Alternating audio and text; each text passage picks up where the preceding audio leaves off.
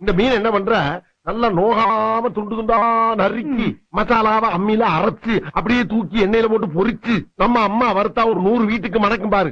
அந்த மாதிரி கம கம கம கம கம கமன்னு சமைச்சு மண்டைய மாமனுக்கு வாழைய மருமனுக்கு நடு துண்ட உன் தம்பிக்கும் தனியா பொரிச்சு கொடுக்குற. எனக்கா இன்னைக்கு சமையல பின்னு பின்னு பின்ற.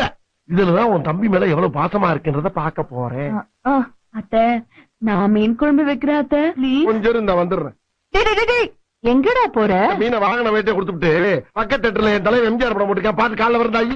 டேய், என்ன சித்தப்பா, நான் மீன் குழம்பு ரொம்ப நல்லா வைப்பேன். நீ நல்லா வைப்பேன்னு என்ன கேரண்டி? நான் கேரண்டிடா. அவ சமைக்கும் போது நான் கூட தானே இருக்கேன். நம்பலாமா? நம்பலாம். சரிதா, வச்சு கொடுத்தா நீயே வாங்கிக்கோ.